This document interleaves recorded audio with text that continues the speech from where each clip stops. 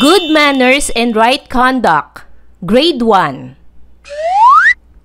Quarter 2, Week 4. Ang paksa ng ating aralin sa araw na ito ay pagtulong sa mga kakilalang nakatatanda. Day 1 hanggang Day 2. Matatag Curriculum. Hello kids, it's me, Teacher Frel. Don't forget to subscribe, like, and share, and hit the notification bell for the latest video. You can also follow my Facebook page, Teacher Frel TV. Sa araw na ito ay pag-aaralan natin sa asignaturang GMRC ang tungkol sa pagtulong sa mga kakilalang nakatatanda. Day 1. Mga layunin.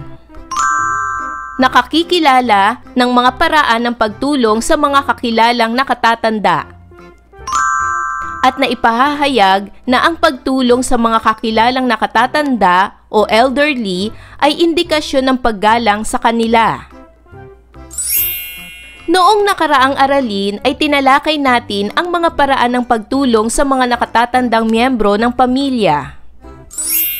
Ang mga paraan ng pagtulong sa mga nakatatandang miyembro ng pamilya ay ang pagwalis ng sahig kasama ni nanay, pagpunas ng gamit kasama si ate, paghugas ng plato kasama si kuya, pagtapon ng basura kasama si tatay, paglampaso ng sahig kasama si lolo, pagdilig ng halaman kasama si tiya, at pagligpit ng higaan kasama ang tiyahin.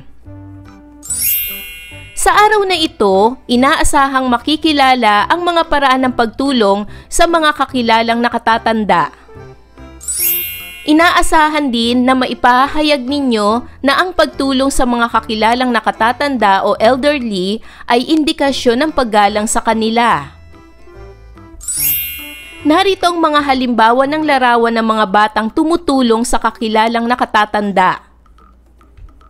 Gaya ng pagbitbit ng mga aklat kasama ang guro,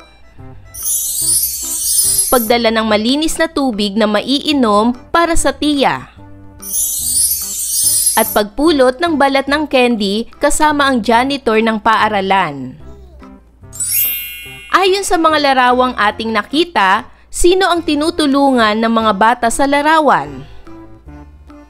Tama! Ang guro, janitor, at tiya. Paano tumutulong ang mga bata sa larawang inilahad? Tama! Gaya ng pagbitbit ng mga aklat kasama ang guro, pagdala ng malinis na tubig na maiinom para sa tiya, at pagpulot ng balat ng candy kasama ang janitor ng paaralan. Bakit mahalagang tulungan ang mga kakilalang nakatatanda? Mahalagang tulungan ang mga kakilalang nakatatanda sapagkat sa pagtulong natin sa kanila na ipapakita natin ang pagmamahal, paggalang at pagpapahalaga sa kanilang mga naituro at naiambag.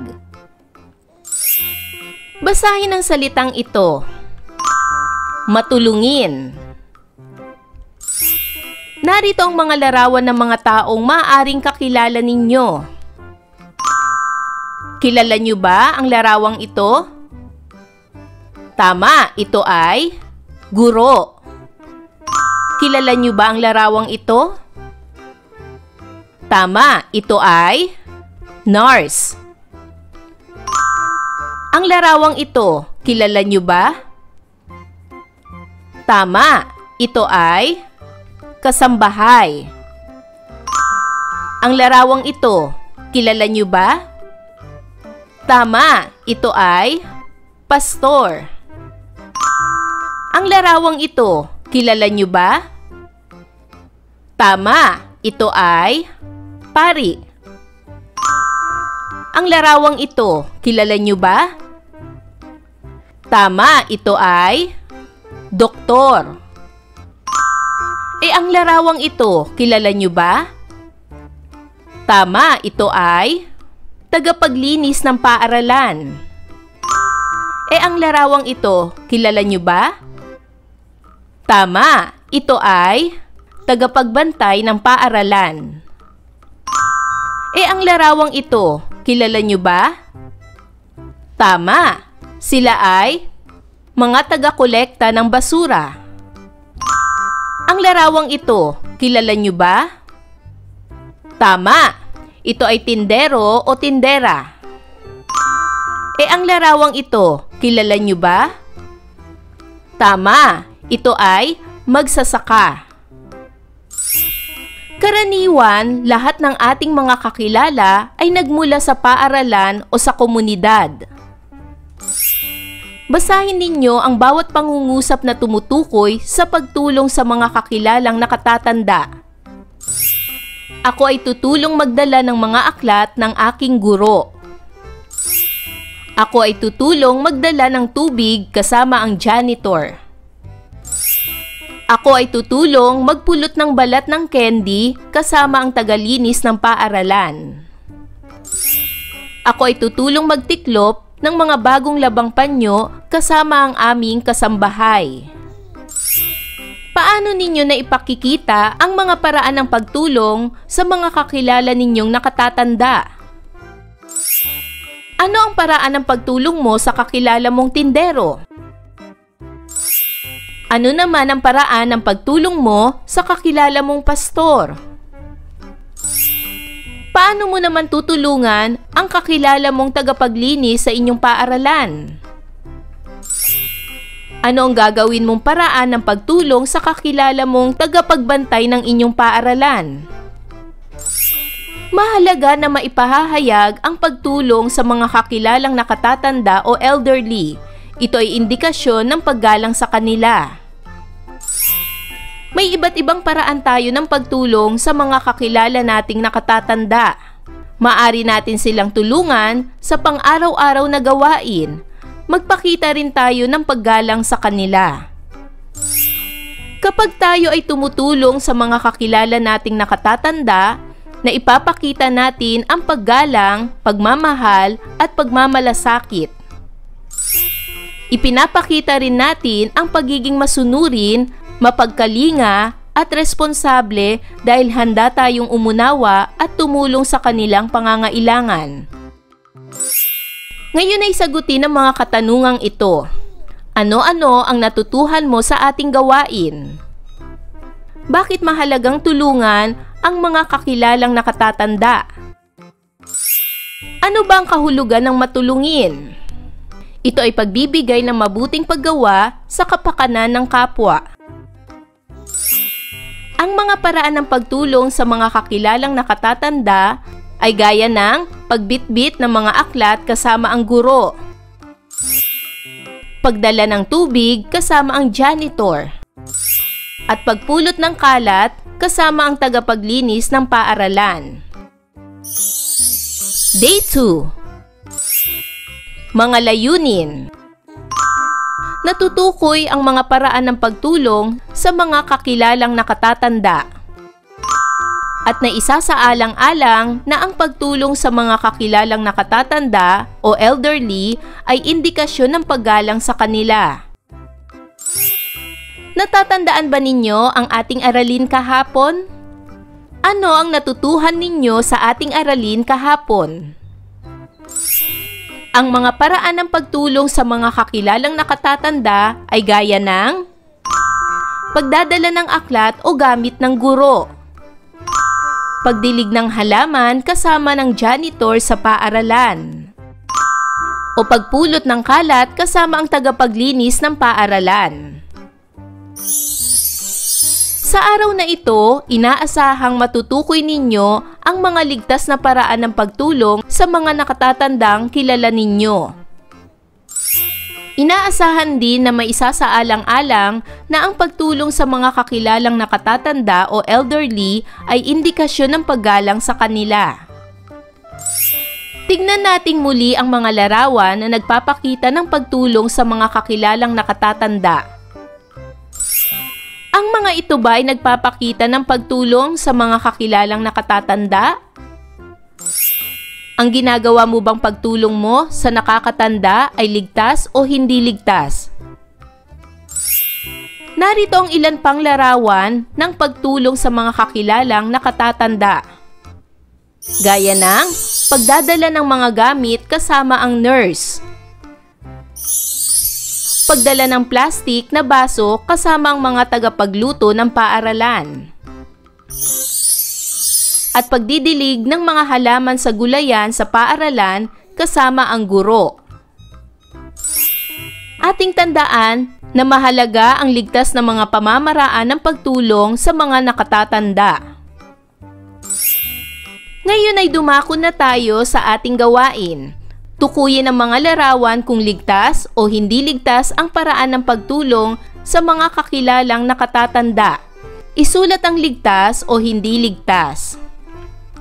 Para sa unang larawan, pagsama sa hindi kakilalang nakatatanda sa mall. Ito ba ay ligtas o hindi ligtas? Tama! Ito ay hindi ligtas, sapagkat hindi ligtas na sumama sa mga hindi kakilalang nakatatanda. Pagdala ng mga gamit ng guro. Ito ba ay ligtas o hindi ligtas? Tama, ito ay ligtas.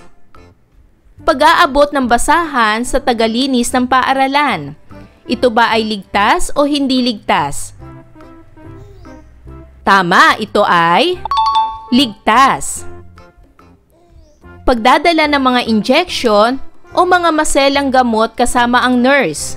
Ito ba ay ligtas o hindi ligtas? Tama, ito ay hindi ligtas dahil ito ay maaaring maging delikado sa iyo. Pagdadala ng mainit na sabaw kasama ang mga tagapagluto ng paaralan. Ito ba ay ligtas o hindi ligtas? Tama, ito ay hindi ligtas dahil maaari kang mapaso o mabuhusan ng mainit na sabaw. Paggugupit ng mga matinik at malalaki na halaman sa hardin kasama ang hardinero. Ito ba ay ligtas o hindi ligtas? Tama, ito ay hindi ligtas. Mahalaga na maisasaalang-alang na ang pagtulong sa mga kakilalang nakatatanda o elderly ay indikasyon ng paggalang sa kanila. Para naman sa gawaing ito, basahin ang tula at punan ang patlang mula sa mga salita sa ibaba. Basahin natin ang tula. Ang pamagat ng tula ay, "Ako ay matulungin." Kakilalang nakatatanda ay dapat tulungan. Tamang pagkilos ay isaalang-alang. Sa paraang ligtas, malalayo sa kapahamakan. Panganib ay tunay na maiiwasan. Basahin niyong muli mga bata. Ngayon ay punan ang mga nawawalang salita mula sa tula. Piliin ang tamang sagot sa loob ng kahon. Ako ay matulungin. Kakilalang nakatatanda ay dapat tulungan.